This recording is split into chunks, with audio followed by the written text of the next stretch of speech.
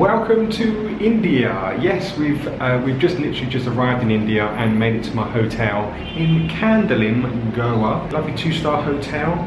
Let's show you around my little pad. One bed, it looks like a flat really. I've got kind of looks like this is my kitchen, but my only kitchen consists of lots of cupboards and a sink. Not too sure why they put all of this here. Pretty much just for a sink and cupboards, but there we go. No, that's fine. Got a lovely table, a chair, a wardrobe, and a television. Do you want to see the sights as well? And overlooking a tree. So that's good. I thought I was having a double bed, but I've just got a single bed. But I mean, it's fine. I mean, it's only going to be me, so that is doable. Here's my walk-in shower. Thank goodness I don't have a hole in the floor, so I've actually got a normal toilet. And yeah, that's it. So this is my pad. So yeah, I've just literally touched down. I'm a bit tired, bit jet lagged. I'm quite glad that they told me at the beginning that when you normally change, because I got a connecting flight from Heathrow to Mumbai and then Mumbai to Goa, but I wasn't aware that when I got to Mumbai I had to actually go and go through immigration, collect my luggage, and then go back through the process and give my luggage back in to come to Goa. Because normally when you get a connecting flight, you just go to transfers and just find your gate, and the luggage will just make its way to the plane that you're going on to. So thankfully I was told that, because I was not aware, so I would have come to Goa and yeah, my luggage would have been still at Mumbai. So thank goodness that didn't happen. I think I might just have a little walk around, explore, see the sights. Yeah, let's see what Goa has to offer. We're here, we're in India. We got the beach right here, and we can finally start enjoying ourselves. Here, take a look at the beach. That's what everyone wants to see, don't they? Yeah, lovely beach. Yeah, there's the feet. Lovely. Positive things for the day. We're at the beach. It's sunny. It's hot. Negative things of the day. When I was walking here from my hotel, I slipped on a giant piece of poo on the floor. I think, hopefully it was animal poo, but I think it was like, I don't know, goats or horses poo. It was so giant, I've never seen it that big. And then some Indian guy looked at me, and I wanted to have like a little smirk with him and go, look, stepped in some poo. And he just literally just had no expression on his face and went on. Yeah, and he got on my toes and everything. Anyway, happy Saturday, guys. Papaya. When hanging out at the beach, I wanted to be alone, and then for some reason a group of Indians came and decided to hang out too. They had the whole beach to relax on, but where did they have to go? Right next to me. It was so frustrating. I then made it awkward trying to film them, but the one Indian guy figured me out. But still, why are you sitting next to me? Go somewhere else. Also, first impressions of India, I've noticed that wild animals are just everywhere. Dogs are just everywhere. On the streets and even the beach. They're pretty friendly though, and aren't vicious at all. You'll also find lots of farm animals too, and again, they are too everywhere. I don't think I've ever seen a cow on the beach. They literally have control of everywhere, and even the roads. Look at these cows just minding their own business in the middle of a busy road late at night. Don't worry though, they're sacred animals to Indians and they will never hurt them. That I know of. What does this remind you of? It's like it's a farm here. Everywhere is either, what are these? Goats? Bulls? Something? There's literally like a pen of animals around here. Lots of poo. The thing that I don't understand though is why are there so many wild animals just roaming around everywhere? It's as if someone just decided to leave their farm gates open and just let the animals run wild. With the amount of people in poverty in India, I don't know why someone just doesn't snap all the animals up, give them a proper home and feed them, and then, I don't know, just milk them or something and sell it for money. Like, you would make so much money. I'm telling you, there are thousands of animals just everywhere. Hello and welcome to, I think this is day 4 now. I haven't actually done much since I've been out here. Just spent a few days just by the beach and just relaxing, and haven't really shot that much, so I wouldn't really have made much good footage. But I am pleased to announce that today I have finally Got on one of these bad boys. Got my own bike finally. It was a bit expensive to take out on the weekend, so today's a Monday, so I've got it for 2 weeks now. I'm literally just gonna explore as much as I can. I know you shouldn't, but hopefully I'll try and get lost as well. That's what you want when you come to these sort of places, these sort of countries, and just get taken out of your comfort zone. I want to see where we end up and where we go. But there's a few forts and I think chapels that I've just looked up where I'm trying to go. But I just came across this lovely opening. I just literally just had a little pit stop. I just thought it was just nice to do a little vlog by the river here. The really annoying thing that I've found since coming here is that in terms of nightlife, there isn't much past 11, maybe 12 o'clock PM, because I've apparently come during the time when elections are happening, which pretty much means that they have a code of conduct. Anything past that time, it's illegal to not only have music on, but to serve alcohol. So in terms of nightlife and kind of entertainment, there is none, which has been very frustrating because I haven't really done anything in the evenings.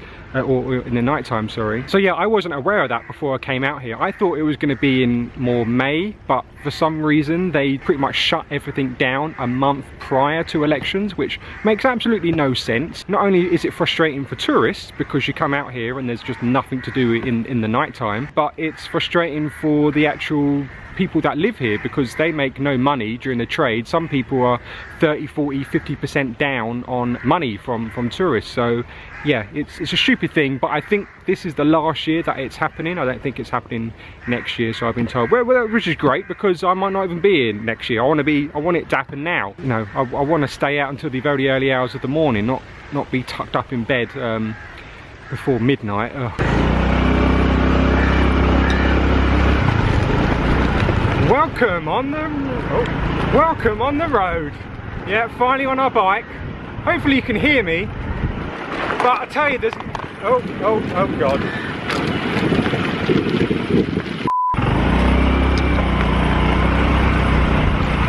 Welcome on the road with Andy. Yeah, finally got on our bike. I tell you, there's nothing better than just being on a bike.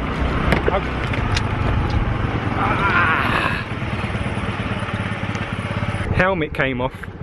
Yeah, I gave up vlogging on that bike. Bloody selfie stick had broken. Today I have chosen to do a little bit of trekking and some nice scenic views. There's a place called Devil's Finger and Rocky Beach. I love trekking, I love climbing mountains and traversing, is that a word? Traversing over things. So going to see what that is about. Now I'm taking a route, well this certain route, I'm not too sure if it leads to there, so hopefully we end up at the right place, but it's overlooking Sinkerem Beach, quite a nice beach, and actually over there is some weird little kind of fort, looks like some Portuguese old fort, but when going into there it kind of looks like a bit like Game of Thrones, like you're in some like Colosseum where like some deadly battles happened. It looks quite small and intimate, but kind of gives you an idea of like some Game of Thrones or Gladiator, like lots of battles went on. Probably not, it probably isn't 100%, but it just looks like it though. I love it here. It's just so peaceful. Just finally I'm just literally on my own. There's no people about. Look at that sea. You just about see the edge of the earth. It literally just doesn't stop. Crazy. I finally found what looked like a pathway leading to Rocky Beach and Devil's Finger. It felt great to finally be alone exploring. Well, I thought I was alone. Love how all the birds are pretty much circling around me. Are they looking for food or just actually looking at me? But bloody hell, that bird is close. It doesn't look like he's close on camera, but they're actually getting really close to me. I think they're following me. Are they circling around me? This is strange. Okay, since I've come out, there is so many birds here around me. What does this mean? Hopefully I don't get eaten by birds. Okay, well we've definitely found Rocky Beach. I mean, as rocky as nice as it looks, but I don't know, I was just expecting something a little bit more. I mean, I don't know if there's caves or anything down that part, but it's just trying to find a way down. And this kind of looks a bit, I don't know, it looks a bit gravelly. It kind of looks like I might slip. Okay, we have an update.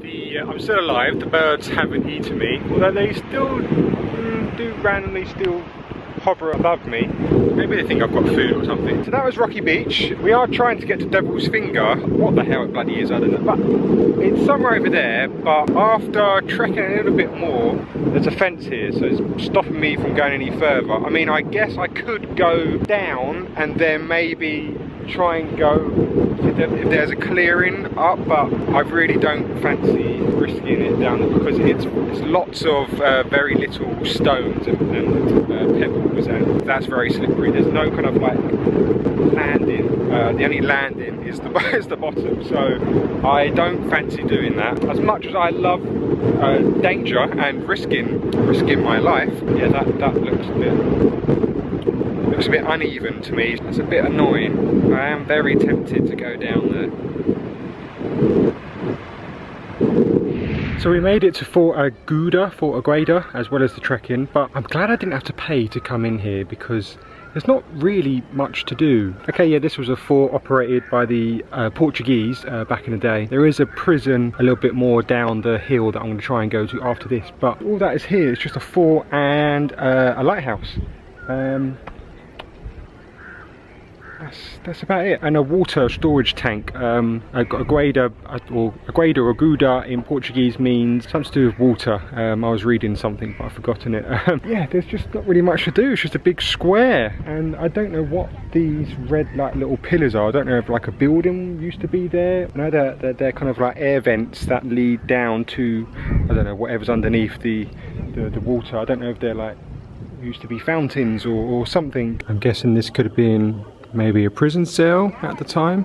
Looks very bare. Welcome to the jail, and it's no entry. So if you're planning on coming to Goa and want to visit the Fort Aguada or the jail, yeah, don't bother. There's literally just not really much to see. Upon visiting the fort, I had no idea how to pronounce the name correctly. I kept calling it Fort Aguada. Fort Aguada. It's actually Fort Aguada. Idiot. But there's tons of Portuguese forts dotted all along the coastal points for defence against the intruders and to observe the sea route that many ships took back in the day. Many forts are now in ruins or are still remaining to this day thanks to restoration work, but as I said before, there's not really much to see or do just besides looking at the views. The next day I took a trip to one of the markets where they sell absolutely everything. And here is where I witnessed the pure annoyance of how Indians sell to you. Where literally every single store you walk past, you are immediately bothered by the trader. You can't just look around at your own pace and your own accord, at your own leisure. No. You are constantly pressured into buying something at each and every single bloody stall. It really makes the atmosphere a bit of a letdown by consistently being bothered. And that is just a small portion of the market where you walk through it and every single stall holder says to you, buy this. No, it's okay, I don't want it. No, like, try it. No, I don't want it. No, come on, you like it, feel the material. Yeah, I don't want a sarong.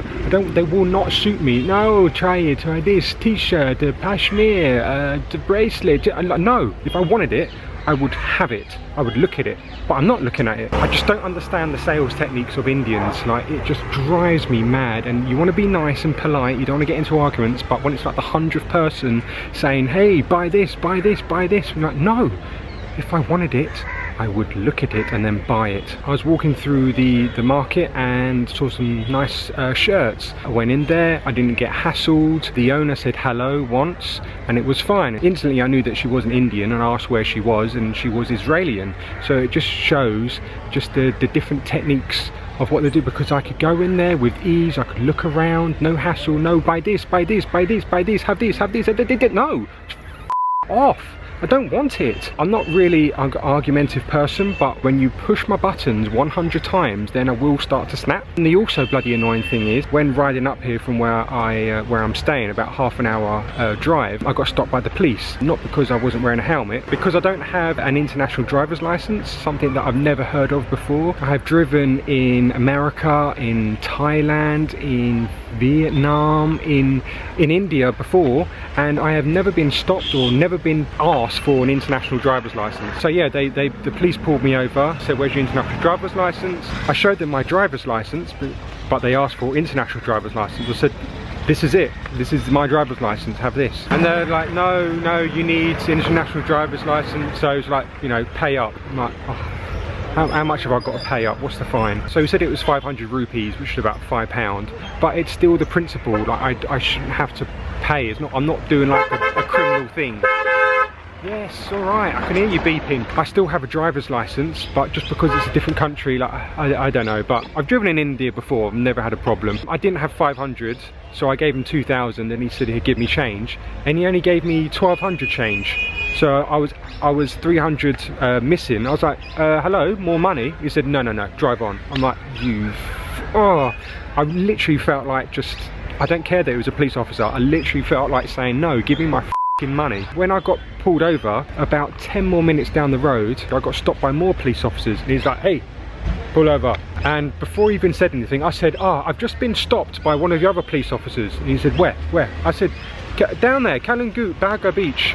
They stopped me. He said, how much you pay? And I said, I paid 800, so I'm not paying any more, because he said, I won't get stopped anymore, and now I'm getting stopped by you, so I'm not paying any more. And he said, okay, go. So if there's any more police, I am telling them where to go, because they are such corrupt motherfuckers out here. Anyway, vlog over. I'm going back home. Well, I've just made it back to my hotel. I didn't thankfully see any of the police on the way back. I was just thinking to myself, I see so many Indians where they either have their whole family on one bike, or you've got them carrying their whole house and their belongings on the bike, and sometimes they don't wear helmets and all these different things, and you never really see them getting stopped or get in trouble or get fined. It's always the tourists. And for me, for not having an international driver's license, like I have a driver's license, I'm allowed to ride a bike just because I need this stupid little piece of paper to say that I can drive it in another country. Anyway, so I just got back, and I've made friends with one of the security guards at my hotel, and I was saying to him that I got pulled over by the police, and he said that he did recently as well. I said, oh, so Indians, you get pulled over as well? It's not just tourists? And he said, no, he gets pulled over and he doesn't have a license, and he got fined like 1,000. I was like, well, that's a little bit different. I mean, you don't have a license whatsoever. I have a license. I'm legally allowed to drive. I just don't have a stupid international driver's license. So if you ever plan on driving abroad, look up the individual country on whether or not you need a international driver's license, because apparently it's a thing, and some you don't need it, some you do. So yeah, make sure you get one. And that's the end of part one. Thanks for watching, and hopefully you've got a bit of an idea of what Goa has to offer. So be sure to subscribe so you don't miss part two. Right, I'm going to go research a little bit more about Fort Aguda. No, Fort Agoda. Yeah. No.